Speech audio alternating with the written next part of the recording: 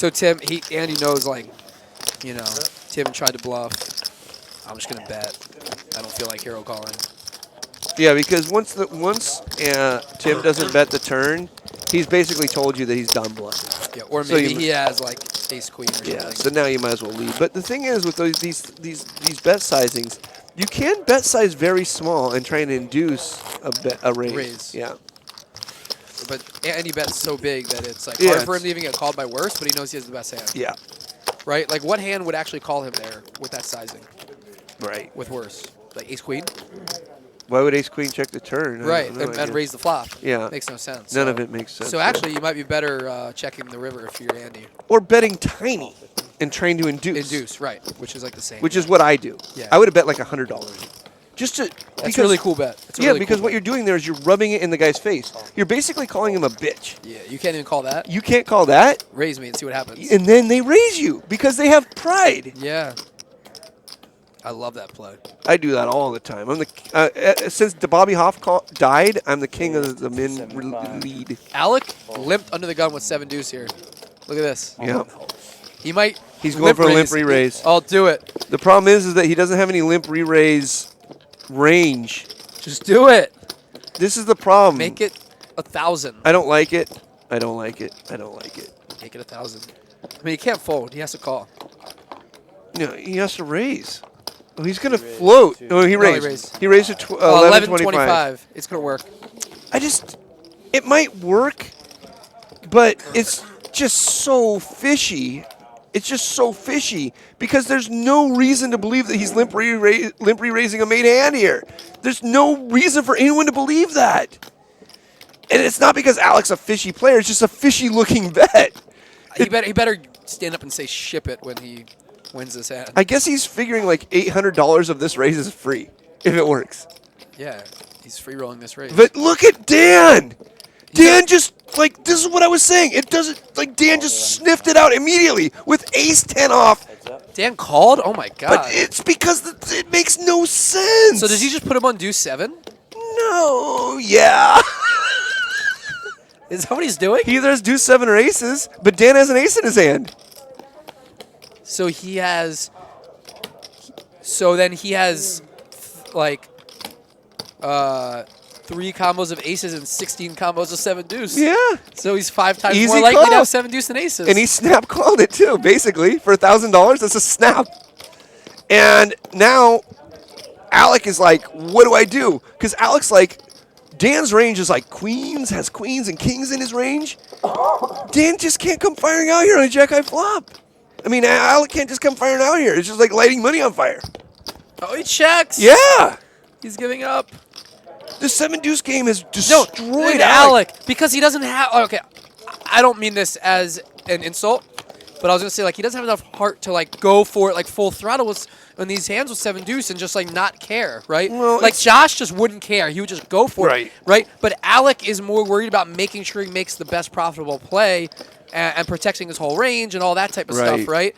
And so he's not really just going for it blindly. Dude, Dan's going to win this pot with ace high. I mean, he's not going for it blindly. Oh, no! He got bailed out! Oh, no! What a... I mean, I want to say Alec didn't play this hand well at all, and he's going to win the hand, and he's going to get $800 extra. Checking it's a good play. And he didn't even play the hand well. Because he at this point, he's put Dan on exactly what Dan has. An ace that missed. If Dan tries to bluff here, that'd be awesome. Dan would try to bluff ace king. Do you think Dan thinks Alec maybe has like ace king? Yes. Dan might try to bluff ace king, but Alex is going to call. Because now Dan knows that he can't beat 7 deuce now. Yes, Alec. He's ranging it properly. He can't beat ace king and he can't beat 7 deuce. Alec is snapping here. This is just a snap. No, it's a snap. It's just a snap. It's just a snap. This is all acting. Why? Because the guy checked behind twice. But what if he has queens? He's getting an $800 free roll on this call. What if Dan has queens? Doesn't matter. Who cares? Why would he check queens back twice? Because it looks like such a fishy limp raise. Alec got bailed out. Alec has been getting destroyed by the 7 deuce game tonight. Just destroyed by the 7 deuce game. Alec is going to fold. No, he can't. He just can't. Let's bet on it. Okay, I will bet you. Well, no, but come on, hurry up. I will bet you. A beer, whatever. What do you want? I'll bet you a beer, Alec calls. Okay, a beer to a kettle of pineapple. Yeah. Okay. No, because I don't want to have to order a kettle and pineapple. It's just so creepy. Okay. If you order it for yourself, I'll buy it. Okay. All right. All right. Deal. Deal. All right. So I'm betting that he will fold. I'm betting he'll call. He has to call. Like, what is he ranging Dan on now? Ace King, Ace Queen. No matter suited. what happens here, I still think Dan played this hand way better than Alec. No, when I said the second Alec went for the limp re-raise, I said, don't do it, dude. You can't rep anything because you've not set up the fact that you limp re-raise. So would you pairs. consider just limp calling there and just like playing the hand? No, I just raise it. I open raise it. Raise Right. But I'm saying if you had limped.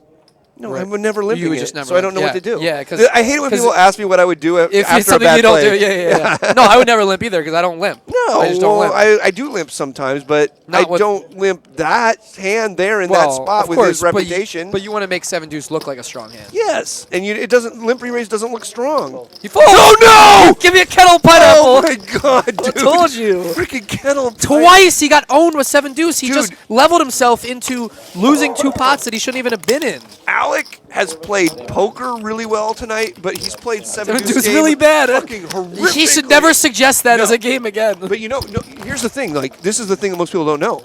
Pros should never suggest 7-deuce. Only amateurs should suggest 7-deuce. Yeah, but you should suggest it to get the amateurs to loosen up. So it doesn't. No, amateurs already lose. You're thinking about it wrong.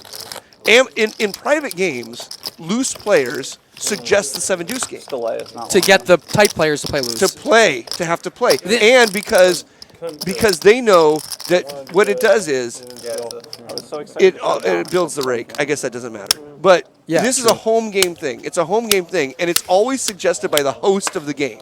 And the host is always an action player. And it's because pros should not want it. Because what the thing about this is, amateur players bluff too little. They're loose passive. What this does is it balances their raising range preflop a lot because normally they only raise big hands, but now they raise 7-deuce too. Right. It confuses professional players. Right. The 7-deuce game confuses professional players a lot. Right. And we've seen this tonight. Alec, who's a top professional player, has been flummoxed by the 7-deuce game. The 7-deuce game has cost him $5,000 tonight. Yeah, seriously. If you take in the 1,600 he lost by playing the hands wrong. And if you would have just played the hand right, like raise with 7-deuce, bet 7-deuce, he would just win 1,600 It'd be like bucks. pluff 2, like up 2K instead of down 3K in those hands. Yes, it's a $5,000 swing.